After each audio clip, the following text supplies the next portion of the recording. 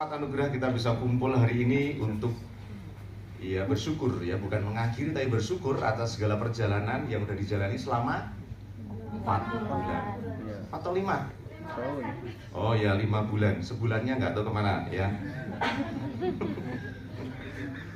Teman-teman yang terkasih, pada saat ini kita hidup di zaman media sosial ya. Hampir setiap hari kita berhadapan dengan tombol sederhana like atau dislike, suka atau tidak suka. Tanpa sadar, kebiasaan ini membentuk cara kita melihat dunia. Apa yang kita suka, kita dukung. Apa yang tidak kita suka, kita abaikan, kita lewati, bahkan kita tolak. Budaya like and dislike ini pelan-pelan tidak hanya tinggal di layar handphone, tetapi masuk dalam cara kita menjalani hidup. Kita mulai memilih apa yang nyaman, menghindari yang menantang. Kita mengikuti yang menyenangkan, menjauh dari yang menuntut pengorbanan. Dan tanpa kita sadari pula, ini juga masuk merasuki hidup iman kita. Sabda Tuhan yang menghibur kita, kita beri like.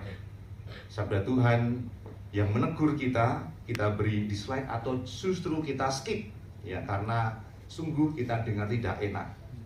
Ajaran yang sesuai dengan keinginan kita, kita terima. Ajaran yang menuntut perubahan hidup, kita tunda, kita abaikan ya. Kalau tentang kasih, tentang cinta, itu kemudian kita like.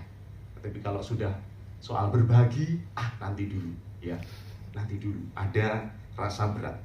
Teman-teman yang terkasih, bacaan pertama dan juga sabda Tuhan hari ini bagus sekali. Kita renungkan, sungguh luar biasa, khususnya Anda sekalian sebagai pewarta muda. Bacaan pertama hari ini menghadirkan Nabi Elia di Gunung Karmel.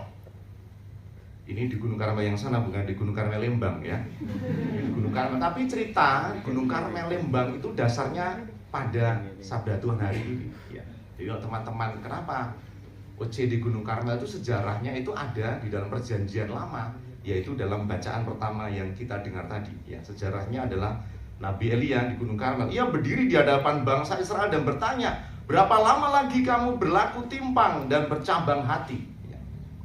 Dalam bahasa zaman sekarang, mungkin Elia sedang berkata, "Sampai kapan kamu mau like Tuhan, tapi juga follow Baal?" Ya.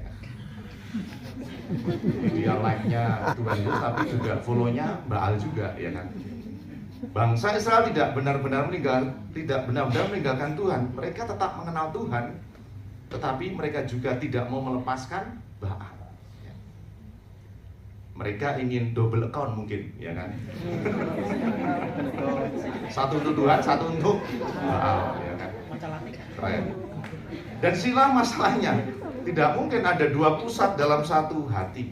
Tidak mungkin kita mengatakan Tuhan sebagai Tuhan, tetapi hidup kita dikendalikan oleh hal lain atau oleh kekuatan lain. Ketika api turun dari surga, ya, dalam bacaan pertama, itu bukan sekedar mujizat. Itu adalah tanda bahwa Tuhan ingin menjadi pusat, bukan sekedar salah satu pilihan di antara banyak pilihan. Sama kalau teman-teman punya pacar kan gitu ya. Sebagai wanita harus dinomorsatukan. Betul ya? Ya. Tidak dipilih salah satu dari beberapa pilihan, ya kan? Tapi juga mungkin sama perempuan ke laki-laki, gitu juga nggak? Mungkin ada ya, untuk cadangan. Laki-lakinya tanda-tanda brengsek. Ada cadangan, tenang, aman, ya kan? Mungkin gitu trennya sekarang ya. Sudah terkasih, teman-teman muda, Injil hari ini juga menegaskan hal yang sama. Yesus datang bukan untuk meniadakan hukum, tetapi untuk menggenapinya. Ia mengajak kita masuk ke dalam kesetiaan yang utuh, bahkan satu iota dan satu titik pun tidak ditiadakan. Artinya iman tidak bisa dijalani dengan sistem pilih-pilih. Iman bahkan, atau dikatakan iman bukan seperti scrolling media sosial ya, dimana kita bebas memilih tidak ya, bebas. Dimana kita bisa mengatakan suka atau tidak suka. Iman adalah komitmen total untuk mengikuti Yesus. Bahkan ketika sabda itu menantang, mengoreksi, dan mengubah hidup kita. Kan seringkali ya kita mendengar sabda Tuhan, susah. Ya.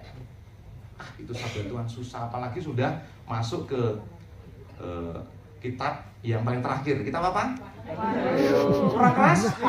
Iya betul ya.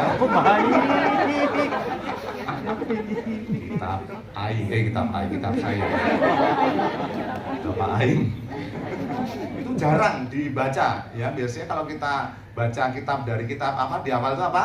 Kejadian itu nggak nyampe ke Wahyu, pasti dilewati. Ya, isinya kan tentang ya hal yang menakutkan, ya kan, hal masa depan. Padahal orangnya tidak menakutkan. Apalagi namanya ada PR, pria romantis. Pria romantisme itu nggak tahu romantis. Teman-teman terkasih, sebagai pewarta muda, kalian akan sangat dekat dengan dunia ini. Kalian akan berbicara kepada orang-orang yang hidup dalam budaya like and dislike. Maka tantangannya besar. Apakah kalian hanya akan mewartakan sabda yang disukai banyak orang, ya, atau berani mewartakan sabda yang benar walaupun tidak selalu populer? Karena pewarta sejati bukan pencari likes. Pewarta sejati adalah saksi kebenaran. Teman-teman dan kasih, dunia kita hari ini tidak kekurangan konten rohani, betul? Banyak sekali konten rohani, banyak sekali ya, di mana-mana. Ya. Yang kurang adalah viewers tadi ya, area dapat. Endorse ya kan, nanti beli di Tokopedia ya. Yang kurang adalah justru adalah kesaksian hidup. Ya. Banyak orang bisa berbicara tentang Tuhan, tetapi tidak semua orang